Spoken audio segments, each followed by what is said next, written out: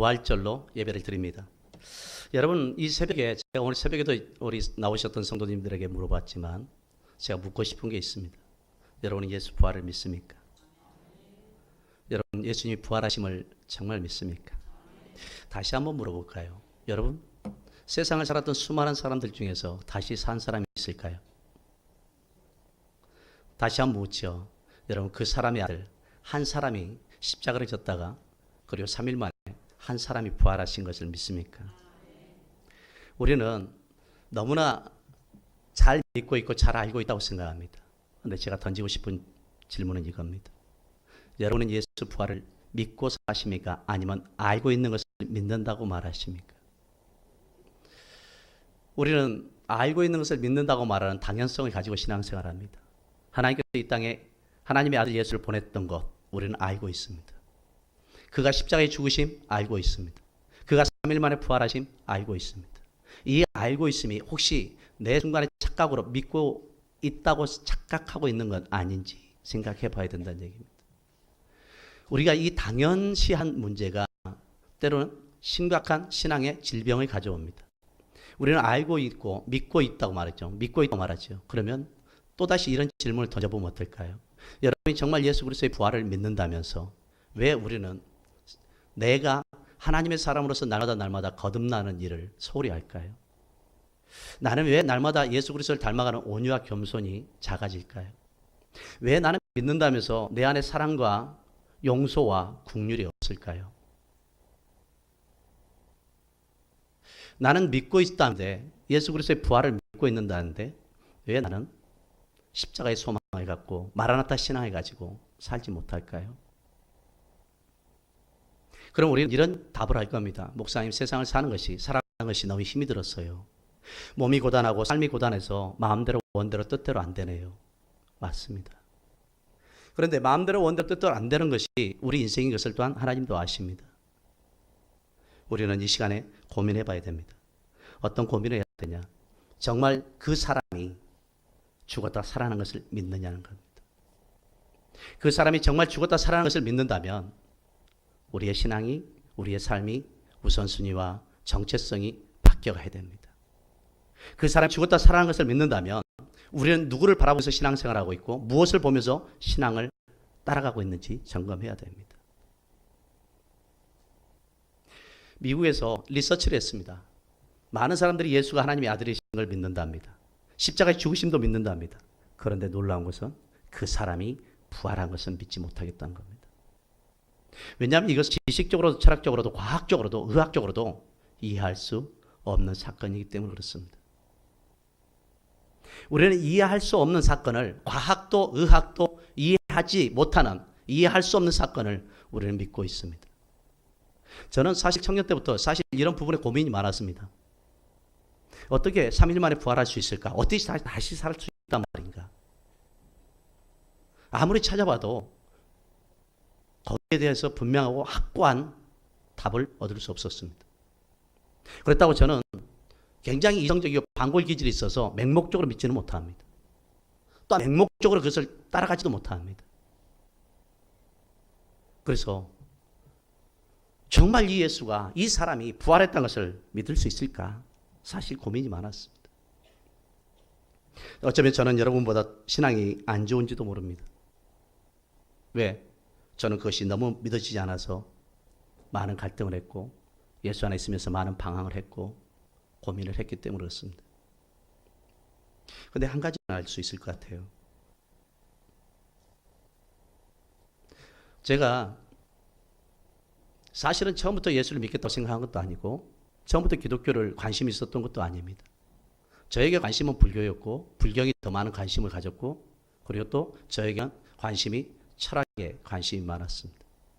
저희 아버님이 고물 장사를 하다 보니까 어쩔 수 없이 많은 책을 보게 되고 많은 고전을 보게 됐습니다. 그리고 많은 철학책들을 보게 됐습니다.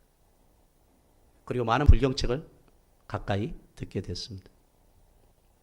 그런데 세상 어떤 종교에도 그들이 추종하고 추앙하고 따는 자들이 다시 살았다는 내용은 기록되어 있지 않습니다. 오직 성경만이 그 사람이 살아났다고 말하고 있습니다. 오직 성경만이 그 사람이 살아났다고. 그러면 저는 이 질문을 했습니다. 청년들. 그러면 좋다. 성경만이 그 사람이 살아났다면 그것은 기독교인들이 갖는 생각 아닌가? 기독교인들이 갖는 사고 아닌가? 기독교인들이 자기들이 교리를 가지고 자기들이 신학을 가지고 자기들이 그렇게 주장하는 것이 당연한 거 아닌가? 맞습니다. 당연합니다.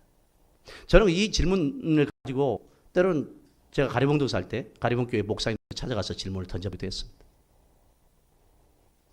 근데 분명한 답을, 확고한 답을 받지는 못했습니다. 근데 제가 찾아가기 시작했습니다.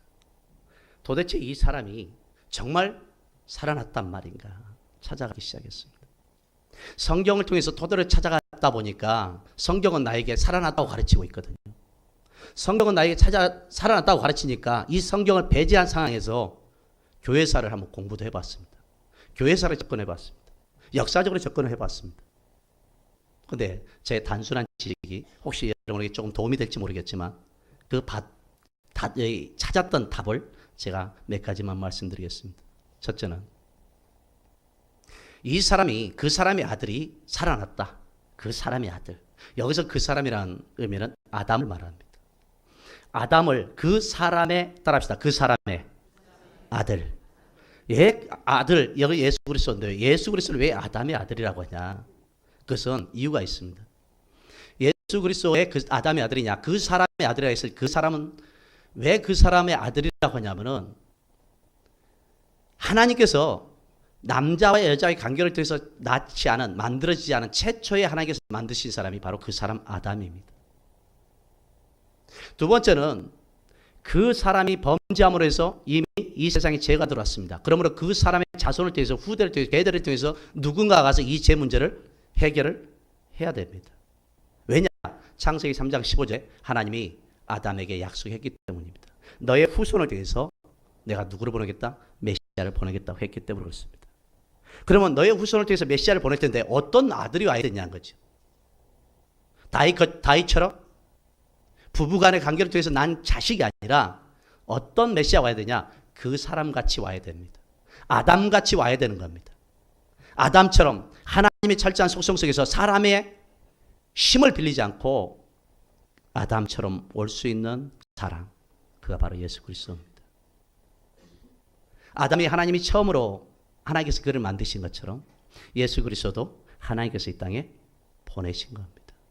그래서 족보적으로 바로 아담의 자손, 아담의 후손을 통해서 온 예수를 그 사람의 아들이라고 하는 겁니다. 그러면 그 사람의 아들이 태어났어요. 살아났어요. 그렇다면 제가 찾아가는 질문, 답이 그거였습니다. 첫째는 성경 안에서의 고민을 해봤습니다. 유대인들의 사고, 유대인들의 문학, 유대인들의 철학, 유대인들의 신관에 대해서 좀 관심을 가져봤습니다. 만약에 예수가 살아났는데 그것이 거짓이었다면 유대인들의 철저하게 여호와 율법 사상이거든요. 누군가 거짓을 말하고 거짓을 떠들고 다니는 것을 용납하지 않습니다. 그런데 유대인들은 누구도 예수가 하나님의 아들로 오셔서 십자가에 죽으시고 3일 만에 부활하심에 대해서 반론을 제기하는 내용은 없습니다. 오직 예수를 그들이 죽이려고 했던 이유는 그겁니다. 그가 유대교와 다른 사상을 전하고 있기 때문에 죽이려고 했던 겁니다. 왜냐하면 당시의 유대교 입장에서는 예수교가 이단이었던 겁니다. 그래서 예수를 죽이려고 했던 겁니다. 그런데 유대인들이 어떤 사람들입니까? 예수님의 공생이 3년 동안 예수님이 가는 데마다 사내들인 공회원에서 바리새인들을 파송해서 서기관들을 파송해서 그의 모든 언어와 그가 말했던 것과 그의 행적을 집요할 정도로 추적하지 않습니까? 저는 이런 사람이 무서워요. 집요할 정도로 추적하지 않습니까? 그런데 그네들이 단 한 건도 예수님에게서 문제를 찾을 수 없었던 겁니다. 그런 사람들이 예수가 죽고 나서 부활했다 하고 사도들이, 제자들이 떠들고 다니는데 그들이 가만히 있었겠습니까? 집요할 정도로 추적해서 정말 이 사람이 살았나? 죽었나? 아니면 이들이 거짓 소문을 내나? 그들은 끊임없이 그것을 찾았을 겁니다. 그런데 그들은 침묵합니다. 그 문제에 있어서. 여러분, 집요할 정도로 추적한다는 얘기가 요즘 대선을 보시면, 대통령 선거를 보시면 알 수 있습니다. 후보자들 보시면 후보자들 자녀들부터 시작해서 부인들까지도 다 뒤집니다. 얼마나 뒤집니까? 그 말을 저는 집요함이라고 말합니다. 아주 집요할 정도로. 뭘 집요해요? 뭔가 흠을 찾기 위해서, 흠집을 내기 위해서 집요할 정도로. 이거는 마귀가 쓰는 방법이지 하나님 쓰는 방법이 아니에요. 만약에 여러분 속에 그런 집요함이 있다면 내려놓으십시오. 대통령 후보도 그렇게 집요할 정도로 파고드는데 유대인들이 어떤 사람들입니까? 자기들의 모든 공과를 예수에게 빼앗겼는데 그런 예수를 가만 놔두겠습니까?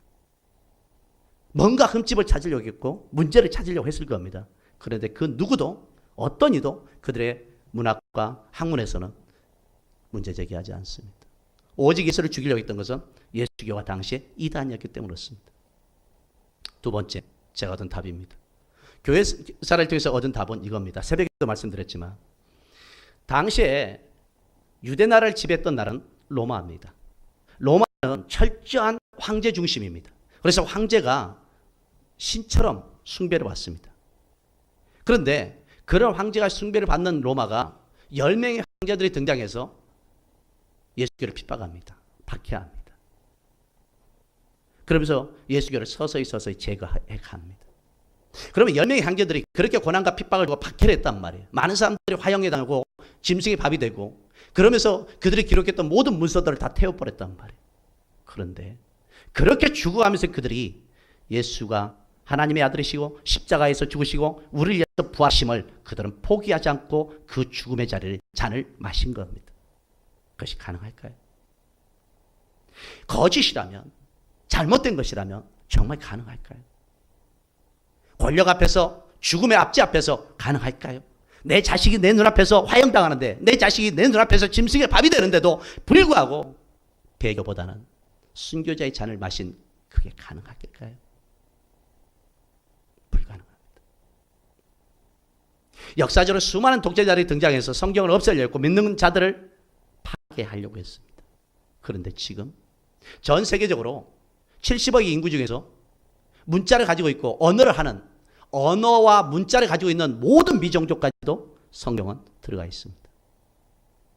뭘 의미할까요? 예수 믿는 사람들이 집요해서 이런 행동을 했고 이런 정책을 했을까요? 아닙니다.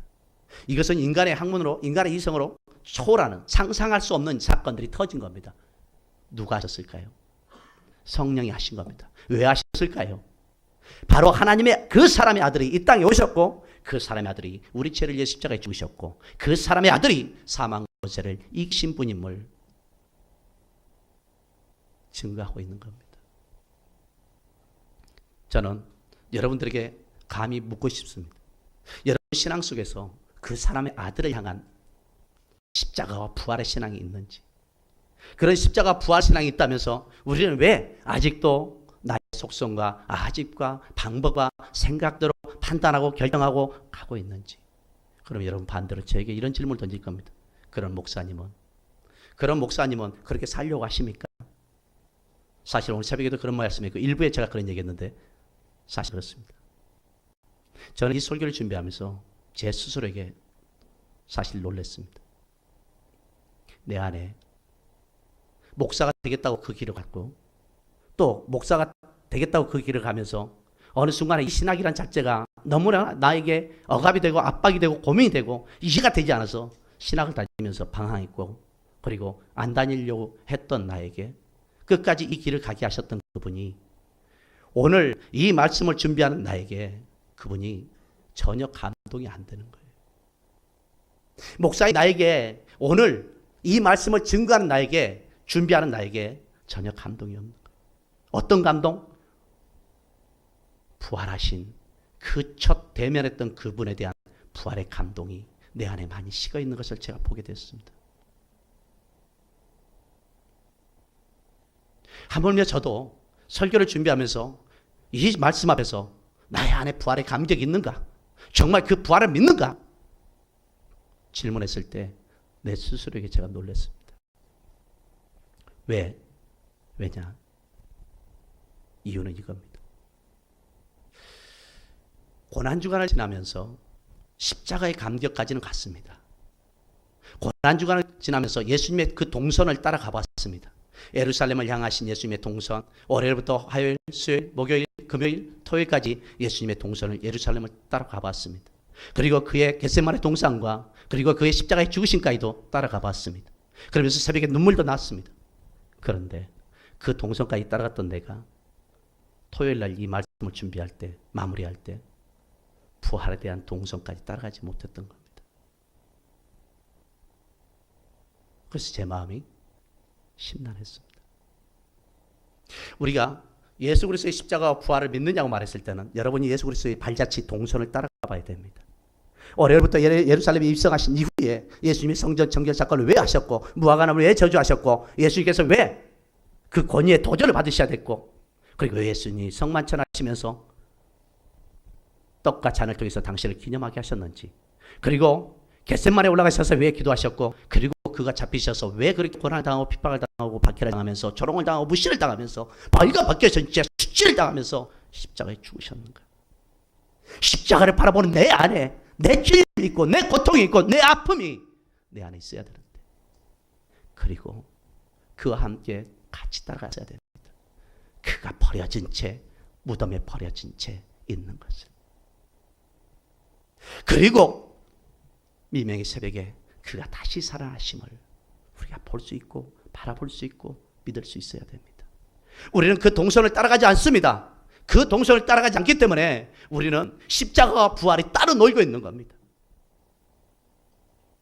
우리는 그 동선을 따라가지 않기 때문에 사도들처럼 제자들처럼 마라나타 신앙을 가지고 일사각오의 신앙을 갖지 않는 겁니다. 많은 사람들은 역사적으로 예수 그리스도가 어떤 분인가 묻는다면 사도신경 고백은 이렇게 말합니다. 하나님의 독생자로 동정의 몸에서 태어나신 분이시고 우리의 죄를 위해서 십자가에서 피 흘려 죽으시고 3일 만에 부활하신 후 승천하셨다가 앞으로 사자와 죽은 자를 심판하러 오실 분이다. 그런데 이 모든 사실 중에 가장 중요한 것을 깐다면 십자가와 부활입니다. 십자가 없는 부활도 의미가 없지만 부활이 없는 십자가도 의미가 없습니다. 그렇기 때문에 우리는 십자가의 터널을 지나야만이, 진옥비같이 붉은 피를 흘렸던 십자가의 그 터널을 지나야만이 그 진옥비같이 붉은 피가 나를 씻긴 후에 내가 새 사람으로서 부활의 주님을 만날 수 있는 겁니다.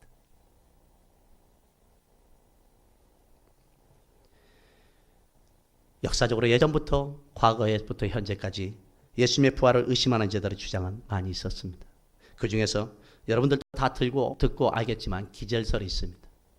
예수가 죽은 것이 아니라 기절했다. 기절한 예수를 로마 군병들은 착각한 거다. 죽은 걸로. 그래서 무덤에 묻어다 놓은 거다. 왜냐하면 부활하신 것이 확실하기 때문에 거기에 대해서 어떤 개변을 할 수 없으니까 그들은 다른 소문을 만드는 겁니다. 진리가, 정의가 이기기 힘든 이유가 뭔지 아십니까? 또 다른 소문을 만들기 때문에 이기기 힘든 겁니다. 근데 여러분 아시나요? 그렇게 기절설을 주장한다 할지라도 로마 군인들이 과연 죽지 않은 시신을 땅에 묻었을까요? 절대 그렇지 않습니다. 그들은 철저하게 검사를 합니다. 죽었는지 살았는지. 두 번째는 도적설입니다. 주님의 시체들을 제자들이 훔쳐서 다른 곳에 숨겨놓고 제자들이 예수님이 부활했다고 말하고 다닌다는 얘기입니다. 하지만 여러분들도 성경을 보셔서 아시겠지만 로마 군인들이 예수님의 무덤을 지켰습니다. 당시에 유대인의 무덤은 우리처럼 땅을 파는 것이 아니라 산을 파고 돌을 파헤치고 거기다 시신을 넣습니다. 그런데 아시나요? 예수님의 무덤 앞에 그 돌을, 입구를 가로막았던 돌이 1톤이 넘는 돌입니다.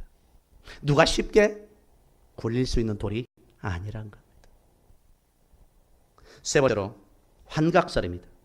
제자들이 주님을 너무 보고 싶어 하니까 꿈에 본 것이라는 얘기입니다. 꿈에 본 것을 착각해서 이 제자들이 소문내고 다닌다는 얘기입니다. 이 말의 다른 말은 환상설, 유령설이라고도 합니다.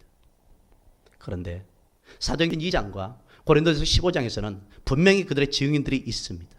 바울이 왜 이 증인 얘기를 했을까요? 527명의 증인들이 예수님이 부활하심을 선언했고 선포했고 그 중에 다수가 살아있다고 말합니다. 만약에 이 말을 했을 때 트집 잡기 좋아하는 사람들은, 흠 잡기 좋아하는 사람들은 당시에 바울이 1차, 2차, 3차 선교여행 때 유대인들을 끊임없이 따라다녔거든요. 모든 빌미를 잡으려고 따라다녔거든요. 그럼 그가 이런 편지를 통해서 이런 문서를 만들어서 공중을 받아서 고린도 교회에 보냈단 말이에요. 바리새인들이 이걸 안 봤을까요? 이걸 못 봤을까요? 이걸 보고도 그들이 침묵한 이유가 뭘까요?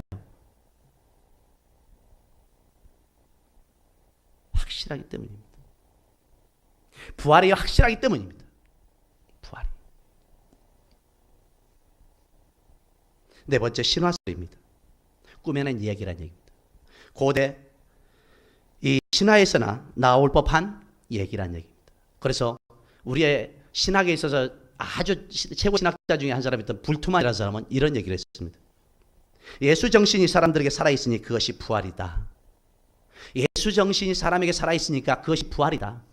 그러니까 신화설이라도 좋다. 예수 정신이 사람들에게 살아있으니까 부활이다. 근데 틀렸습니다.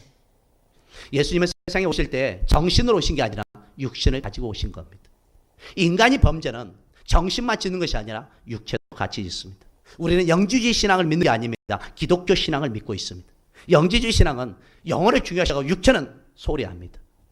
그런데 기독교는 영혼과 육체가 사랑한 자의 내 영혼이 잘된 같이 네 범사가 영혼과 육체는 뗄래야 뗄 수 없는 관계입니다. 영혼을 담고 있는 소중한 그릇이 육체입니다. 육체가 소중하고 거룩하고 경건하고 깨끗하지 않으면 그 영혼을 제대로 담을 수 없는 겁니다. 그래서 육체의 영혼은 뗄 수 없는 겁니다. 그래서 이 신화설도 역시 잘못된 겁니다. 저는 여러분들에게 예수님의 정신을 가지고 있으면 된다고 생각하는 것이 틀렸다고 봅니다. 예수님의 정신이 아니라 예수님이 가지고 있었던 그의 사상과 그가 살았던 그의 몸의 발자취를 우리가 다 믿어야 됩니다. 예수의 부활은 영생에 기초합니다. 예수의 부활은 복음의 핵심입니다. 예수의 부활은 교회 설립의 기초가 되었습니다. 제가 청년들에게 토요일날 성경 공부하면서 이런 얘기를 했습니다. 교회는 두 가지 교회가 있다. 이 땅에 존재하는 가경교회, 즉 유형교회와 저 천국에 있는 우주적 교회, 즉 불가경교회, 천국교회가 있다. 그런데 이런 교회가 존재하는 것 중에 가톨릭과 기독교의 차이가 있다. 가톨릭은 교회를 어떻게 보냐? 건물 공간으로 보는 겁니다. 그런데 개신교는 교회를 어떻게 보냐? 한 영혼으로 보는 겁니다. 그래서 여러분이 잘 아시는 것처럼 유럽이나 이런 데 가면 가톨릭의 교회 성당들이 화려하게 지어진 겁니다. 지금 거기가 관광 명소가 돼서 돈을 벌고 있지만 그곳에서 예배 드리지 않지 않습니까? 교회가 장소와 공간이 아닌 겁니다. 교회는 한 영혼이 교회인 겁니다. 근데 현재 지금 개신교, 대한민국의 한국교회도 역시 교회가 한 영혼을 향한 치열한 몸부림이 아니라 장소와 공간을 확장하고 화려하게 만드는 데 집중하고 있습니다. 자, 그러면서 청년들에게 이런 얘기했어요. 그 당시에 그렇게 성당이 화려하게 지어질 때, 공간과 장소가 화려하게 지어질 때, 그 당시에 교회로부터 많은 위로와 안식과 쉼을 얻어야 될 많은 사람들이 그 혜택을 누리지 못했다. 혜택을 누려야 될 많은 재정이, 많은 돈이 어디에 투입됐어요? 건물 짓는 데 투입됐다. 하지만 그렇다고 지금이라고 그들이 그것이 위로의 안식처고 영혼의 안식처는 아니지 않습니까? 관광 명소지. 지금 한국 교회가 그렇습니다. 한국 교회가 언제부턴가 사람이 주인 돼서 주인 노릇합니다. 예수님이 주인이십니다. 교회 주권은 성도로부터 나오지만 예수님이 주인이십니다. 장소와 공간이 아니라 한 영혼을 향한 치열한 몸부림이 우리에게 있어야 된다는 얘기입니다. 왜냐? 우리가 정말 십자가의 신앙과 부활 신앙을 믿는다면 그분이 나를 위해서, 나 한 사람을 위해서, 나같이 미미한 존재를 위해서 그 죽으심이 될 법합니까? 내가 뭔데? 내가 뭘 했는데? 날마다 자고 깨고 일어나면 나 먹을 것, 마실 것, 취할 것만 생각하고, 날마다 자고 깨고 일어나면 내 생각과 내 방법대로 어떻게 살 건가 생각하고, 날마다 교회 오면 하나님의 음성보다, 하나님을 다 함께 몸부림치기보다 내 색깔 내기 바쁜데 우리가 부활을 믿나요? 여러분, 유교 창시자 공자는 중국 산둥성에 무덤이 있습니다. 불교를 만든 석가는 인도 카비라 성에 무덤이 있습니다. 이슬람교를 창시한 마호메트는 여러분이 아는 메카에 그의 무덤이 있습니다. 하지만 기독교로, 즉 기독교라는 것은 천주교까지 다 포함해서 종합적으로 기독교라고 하지만 개신교는 무덤이 없습니다. 개신교는 무덤이 없습니다. 그래서 공짜나 석가나 마호멧을 믿는 자들은 그 무덤에 가서 경배하고 찬양하고 예배를 드리는 겁니다. 하지만 개신교는 그렇지 않습니다. 개신교는 죽음이 없는 종교입니다. 개신교는 죽음을 인정하지 않습니다. 우리는 죽는 것을 잠시 잔다고 고린도전서 15장에서는 말씀하고 있습니다. 그러므로 개신교는 죽음이 없는 종교입니다. 하지만 이런 죽음이 없는 종교를 만드신 예수 그리스도의 십자가에서 죽으심과 그 부활의 감격을 내가 누리면서 산다면 왜 우리는 날마다 죽음의 소리를 내고 죽음의 탄식 소리를 내고 죽음의 몸부림을 치고 죽음의 언어를 사용하고 죽음의 행동을 하고 있습니까? 여러분, 생명이 있는 곳에 생명의 기적이 나타나는 것입니다. 예수님의 제자들이 예수의 부활을 믿지는 못했지만 그 부활하심을 믿은 이후에 사도행전 2장의 성령 경험한 이후에 그들이 가는 곳마다 죽은 곳에 생명의 역사가 나타납니다. 사막에 샘이 넘쳐흐르고 푸른 초원이 넘실거리고 그들이 가는 곳마다 죽음의 탄식 소리를 했던 안진병이 일어나고 중풍병자가 일어나고 죽어있는 자들이 살아났던 겁니다. 저는 우리 교회가 2017년 이 부활절이 우리 교회 전환점이 돼서 이제는 죽음의 모든 소리와 죽음의 모든 것들이 사라지고 생명의 외침과 생명의 언어와 생명의 행동으로 우리가 거듭날 수 있기를 주 이름으로 축원합니다. 고린도전서 15장 17절에 그리스도께서 다시 살아나신 일이 없으면 너희 믿음도 헛되도다. 고린도전서 15장 20절에 그러나 이제 그리스도께서 죽은 자 가운데서 다시 살아나사 잠자는 자들의 첫 열매가 되셨다고 말씀합니다. 여러분, 예수 그리스도의 부활은 우리가 이렇게 내가 아무리 떠들고 외쳐도 또한 구약에서 예수 그리스도의 부활을 이미 말씀하고 있습니다. 구약에서 예수와 오심을 이미 증거하고 있습니다. 제가 몇 가지 사례를 말씀드립니다. 예수님의 부활, 예수님이 이 땅에 오심이 과연 구약에서 뭐라고 얘기하고 있는가? 미가서 5장 2절에서는 베들레헴 에브라다야 너는 유다 족속 중에 작을지라도 이스라엘 다스릴 자가 네게서 내게로 나올 것이라. 예수님 베들레헴 탄생을 예언하고 있습니다. 두 번째 스가랴서 11장 12절 13절에서는 예수님이 가룟 유다에게 은 30에 팔릴 것을 예언합니다. 여호와께서 내게 이르시되 그들이 나를 헤아린 바 그 싹을 토기장에게 던지라 하시기로 내가 곧 그 은 30개를 여호와의 전에서 토기장에게 던지고. 세 번째 십자가에서 외친 예수님의 처절한 고통을 구약은 이렇게 기록하고 있습니다. 시편 22편 1절에 내 하나님이여 내 하나님이여 어찌하여 나를 버리셨나이까 어찌 나를 멀리하며 돕지 아니하시오며 내 신음소리를 듣지 아니하시나이까. 엘리 엘리 라마 사박다니가 여기에 기록된 겁니다. 시편 22편 18절에서는 예수님의 십자가에 매달리고 로마 병정들이 그의 겉옷을 벗기고 그 겉옷을 서로 나누기 위해서 제비 뽑는 내용이 기록되어 있습니다. 시편 22편 18절에 내 겉옷을 나누며 속옷을 제비 뽑나이다. 이미 예수님은 과거에 앞으로 미래에 당신이 어떤 수치와 조롱을 당할 것을 알고 계시면서 성경을 기록하는 저자들을 통해서 그 탄식을 기록하고 있는 겁니다. 이사야서 53장 9절에서는 그의 무덤이 악인들과 함께 있었으며라고 말합니다. 또한 예수님은 요나서를 통한 예수님이 무덤에 있을 것을 이미 말씀합니다. 마태복음 12장 40절에 예수님께서 선지자 요나의 사실을 인정하면서 자신이 요나가 밤낮 사흘 동안 큰 물고기 뱃속에 있었던 것 같이 인자도 밤낮 사흘 동안 땅속에 있으리라. 부활과 승천에 대해서도 예언합니다.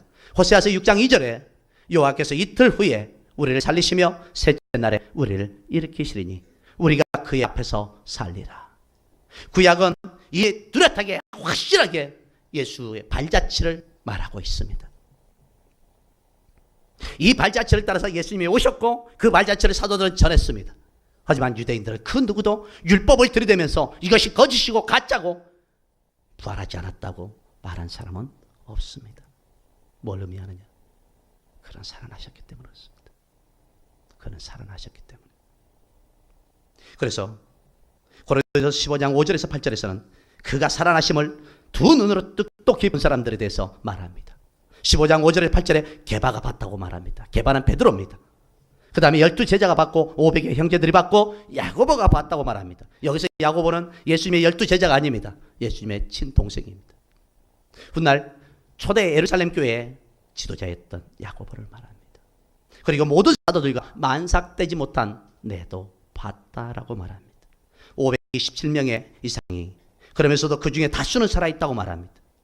이 말을 지금 바울이 누구에게 하고 있냐? 고린도 교회에 하고 있습니다. 그럼 고린도 교회가 당시 어떤 교회였느냐는 겁니다. 고린도 교회는 당시에 분파 분쟁이 심했던 교회입니다. 바울이 세웠지만, 바울이 섬겼지만 분파 분쟁이 심했던 겁니다. 바울파, 아볼로파, 게바파, 그리스도파, 이놈의 파가 교회를 썩게 만드는 겁니다. 두 번째는 고린도 교회는 세속적으로 타락했었습니다. 왜냐하면 고린도 교회 성도들은 한쪽 다른 신앙 안에, 한쪽 다른 세상에 몸을 담고 있었던 겁니다. 왜? 고린도 지역이 항구 지역이다 보니까 잘 먹고 잘 산 겁니다. 그래서 누가 제대로 된 교리를, 신학을 가르치지 않으니까 주일날 한 번만 교회 오면 나머지 6일 동안 세상에서 온갖 타락과 방탕과 술 취함과 음란과 토색과 남색을 즐겼던 겁니다. 세 번째, 고린도 교회는 영적인 권위에 대해서 심각하게 무너져 있었습니다. 영적인 권위를 도전받았던 겁니다. 바울의 사도권을 도전받았고 또 제자들의 그 영적 권위를 도전받았던 겁니다. 네 번째, 고린도 교회는 교회 안에 있는 분쟁과 갈등이 있으면 이것을 세상 법정으로 가져와서 해결하려고 했던 겁니다. 참 오늘날 한국 교회와 너무나도 밀접하고 똑같습니다. 이런 교회를 바울이 세워놓고 나서 바울이 탄식을 합니다. 왜 이들이 이렇게 됐을까? 왜 이들이 이런 신앙과 이런 사상과 이런 삶을 살까? 왜? 그래서 고린도서 15장 전체가 부활장입니다. 1절부터 58절까지 전체 부활에 대해서 얘기합니다. 15장 전체 1절부터 58절 긴 장문을 바울을 써서 너희의 부활이 있느냐는 겁니다. 너희들이 부활을 믿느냐는 겁니다. 부활을 믿는 너희가, 십자가에 죽으신가 부활을 믿는 너희가 어떻게 그럴 수 있느냐는 겁니다. 바울의 탄식을 이해할 것 같습니다. 그러면서 바울은 1절에서 56절까지 장문의 편지를 보내고 나서 바울은 외치는 겁니다. 이 부활을 믿기를, 이 부활을 회복하기를. 왜냐? 우리가, 사도들이, 제자들이, 허다한 무리들이 왜 우리가 순교를 하면서 죽음을 각오하면서 짐승의 밥이 되고 기름에, 머리에서 발까지 기름이 칠해져서 불타오르는 그 내 몸뚱아리가 불타 죽어가면서도 믿음을 포기하지 않고 예수를 포기하지 않은 것은 내가 부활을 보았기 때문입니다. 긴 시를 어찌 예고할 수 있는 겁니까? 여러분, 이런 부활이 있습니까? 여러분, 이런 부활 신앙이 있습니까? 여러분, 이런 부활 믿음이 있습니까? 묻고 싶습니다. 전 세계 70억 인구가 가지고 있는 종교가 약 3천여 개 된답니다. 물론 샤머니즘, 무속신앙 다 빼고 제대로 된, 그래도 틀을 갖춘 종교가 3천여 개 된다고 합니다. 하지만 어떤 종교에도 그들이 추앙하는 자들이 살아난 인물은 없습니다. 우리는 알아야 됩니다. 다시 여러분이, 우리 교회가, 이 세상이, 이 시대가, 이 민족이, 이 사회가, 병들어간 이 사회가, 어저께 뉴스에 봤더니 50대 교사가 18살 먹은 아들한테 맞았대요. 술 먹고 아버지가 뺨을 2대 때리니까 성질을 못 이겨서 발로 옆구리를 3번 걷어찼대요. 우리는 이런 얘기가 신문에 나올 얘기입니까? 옛날 같으면 이런 얘기 신문에 나올 얘기입니까? 근데 왜 이런 얘기들이 신문에 자꾸 떠듭니까? 이 사회가 그만큼 병든 겁니다. 그럼 이 사회가 병든 것은 누구 책임입니까? 사회 책임입니까? 학교 책임입니까? 정치 지도자들 책임입니까? 아니요. 중세시대에 그렇게 모든 돈이 생기면, 재정이 생기면 성당에다가, 건물에다가 집중했던 그 시대나 지금이나 별 차이가 없습니다. 우리는 우리 책임이어야 됩니다. 내 책임이어야 됩니다. 십자가를 믿는 내가 십자가의 순결한 삶을 살지 못하고, 부활을 믿는 내가 그들에게 위로가 되지 못하고 희망이 되지 못한 우리 책임인 겁니다. 우리 책임인 겁니다. 그럼 여러분은 그러겠죠. 목사님은 잘하고 계십니까? 못하니까 하나님께서 저를 대언자로 세워서 지금 외치게 하는 거 아니겠습니까? 사도 바울은 그러면서 로마서 고린도 교회의 마지막 권면을 합니다. 뭐라고 하냐면 58절입니다. 그러므로 내 사랑하는 형제라, 흔들리지 말고 현실하라. 제발 더 이상 분파를 만들고 분쟁을 만들고 영적 권위에 도전하고 법적 소송을 하고 세상에 혼탁하고 타락한 문화를 교회 안에 들어오고 이단 사상이 들어오고, 이게 교회판이냐? 다시 부활신앙을 회복해서 십자가의 신앙과 부활신앙을 회복해서 흔들리지 말고 견실하라고 말합니다. 다른 말로 흔들리지 말고 견고한 얘기입니다. 당시에는 그럴 수밖에 없었습니다. 왜냐하면 사도들은 제한된 숫자잖아요. 11명, 12명밖에 되지 않지 않습니까? 하지만 그들이 가는 곳마다 교회를 세웠는데 누가 그 가는 데마다 교회 세운 것을 지도하고 관리하겠습니까? 지도자가 부족했던 겁니다. 하지만 대한민국의 교회는 지도자가 넘칩니다. 목사가 넘칩니다. 교회가 넘칩니다. 우리가 바뀌어야 됩니다. 우리가 바뀌기 위해서 흔들리지 않고 견고하게 쓰기 위해서는 우리의 예배 정신이 바뀌어야 됩니다. 예배 자세가 바뀌어야 됩니다. 예배 개념이 바뀌어야 됩니다. 예배는 형식이 아닙니다. 예배는 율법이 아닙니다. 예배는 예수 그리스도가 예배입니다. 예배는 하나님이 예배자이십니다. 하나님을 본받으며 예수 그리스도를 본받는 이 예배가 회복되어야 됩니다. 우리가 흔들리지 않고 견고하기 위해서는 우리가 말씀을 주야로 묵상해야 됩니다. 사람의 방법과 사람의 생각이 사람이 주인이 되지 않게 해서는 말씀이 정답이어야 됩니다. 말씀을 묵상하고 말씀을 경건히 기도하고 바라보면서 그 말씀 따라갈 수 있는 우리의 삶이 되어야 됩니다. 때로는 바보 같고 어눌하고 어리석고 미련해 보이지만 말씀이 행하신다면 그 말씀대로 우리가 살다 보면 말씀이 기적이 되고 말씀이 능력이 되고 말씀이 우리 안에서 소망과 역사와 축복을 만들어갈 줄 믿습니다. 세 번째는 우리가 견고하고 흔들리지 않게 원한다면 기도해야 됩니다. 눈물이 있는 기도는 반드시 기적을 만듭니다. 교회학교 프로그램이 없어서 교회학교에 아이들이 모이지 않는 것이 아닙니다. 교회학교 수준이 얼마나 교사들의 수준이 높습니까? 다 대학교 나왔습니다. 제 청년 때 교회학교는 다 중학교 공돌이 공순이들이 교사했습니다. 그럼에도 불구하고 그들과 오늘날 현대 기독교의 교사들과 차이가 뭐냐?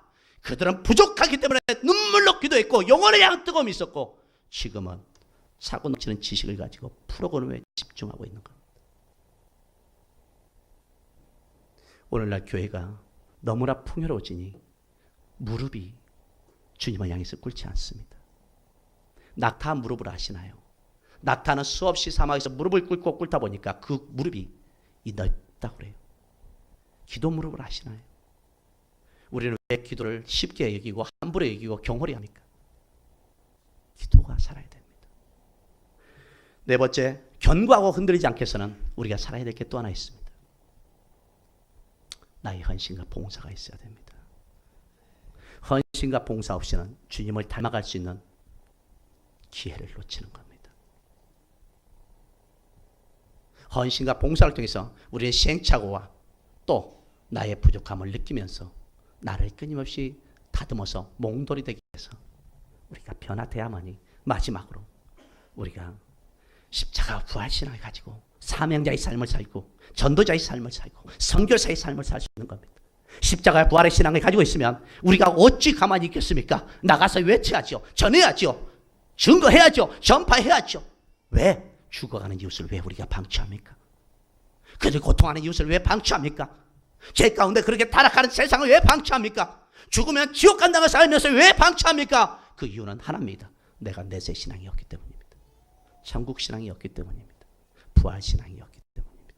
부활 신앙이 있다면 우리는 이 뜨거운 심장을 가지고 이렇게 멈칫하고 있지 않습니다. 그것을 어디서 가르치냐? 사도들이 우리에게 가르치고 있습니다. 58절 한 절 더 볼까요? 그러면서 하반절에 이렇게 나 있죠. 항상 주의 일에 더욱 힘쓰는 자들이 되라. 부활을 믿는 신앙이라면 항상 주의 일에 더욱 힘쓰는 여러분 되시기를 주의 이름으로 축원합니다. 부활을 믿는 신앙이라면 여러분 항상 더욱 이 단을 강조하십시오. 항상. 항상이라는 말은 어제나 오늘이나 변함없이 동일함을 의미합니다. 이 말 속에는 뭐가 있냐? 내가 괴로우나 슬프나 즐거우나 기쁘나 변함없이 뭐요? 주님의 길에, 변함없이 주님의 자리에, 변함없이 주님의 원하시는 곳에 있으란 얘기입니다. 감정 따라, 기분 따라, 상황 따라가 아니라 항상 변함없이 믿음의 절기와 신앙의 정절을 지키는 그 자리에 있으라는 얘기입니다. 이 말은 무슨 얘기냐? 내가 있어야 될 자리로 돌아가라는 얘기입니다. 내가 있어야 될 자리로 돌아가십시오. 이것을 회복이라고 합니다. 우리가 있어야 될 자리가 어딜까요? 내가 있어야 될 자리, 그 자리로 돌아가서 하나님께서 나를 통해서 그곳에서 내가 비춰야 될 세상에 빛이 있고 내가 드러내야 될 세상에 소금의 영향이 있는 것입니다. 그 자리로 우리가 돌아가야 되는 겁니다. 그래야만이 세상이 썩지 않을 것이고 어두운 세상에 빛이 될 수 있고 그래야만이 우리 교회가 이 수촌마을과 이 안양 지역에 역사를 만들 수 있습니다. 돌아가야 됩니다. 이것을 회복이라고 합니다. 여러분, 여러분의 자리가 어디였습니까? 그 자리로 돌아가십시오. 그러면 그 자리를 찾기 위해서는 여러분 처음 십자가의 감격을 경험했던 그때를 다시 돌아가셔야 됩니다. 그리고 그때 주님이 나에게 알게 하셨고 깨닫게 하셨고 느끼게 하셨던 여러분의 고백과 여러분 신앙의 자리로 돌아가셔서 거기서 다시 회복하셔서 현재로 돌아오셔서 이제는 내일을 향해서 가실 수 있어야 됩니다. 그 다음에 더욱입니다. 더욱 힘쓰라.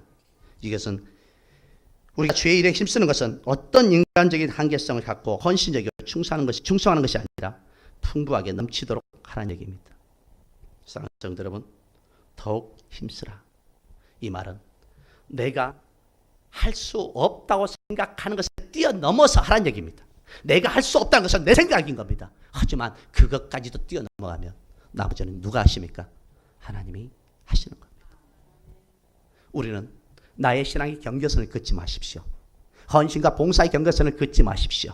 경계선을 긋는 순간 우리의 영적 영향력은 이미 사라집니다. 경계선을 지우는 순간 하나님이 그 다음부터는 나의 부족함을 채워가고 나에게 능력으로 채워가고 역사를 채워서 하나님이 하시고자 하는 일을 나를 통해서 우리를 통해서 이루어가실 줄 믿습니다. 우리 교회를 통해서 이루어가실 줄 믿습니다. 할렐루야. 말씀을 정리합니다. 저와 여러분은 오늘 이후로 십자가의 신앙과 부활의 신앙으로 다시 일어나기를 소망합니다. 그리고 다시 나아가기를 소망합니다. 그리고 승리합시다. 이문호 집사가 승리했던 것처럼 우리가 작은 질병과 작은 환경의 경제적인 문제와 삶의 문제와 장막의 문제와 자녀의 문제와 인생의 다양한 문제로 힘들다면 일어나서 나가서 전진한다면 승리는 반드시 주님이 우리에게 주실 줄 믿습니다. 우리 것이 될 줄 믿습니다. 너무나 좋으신 하나님.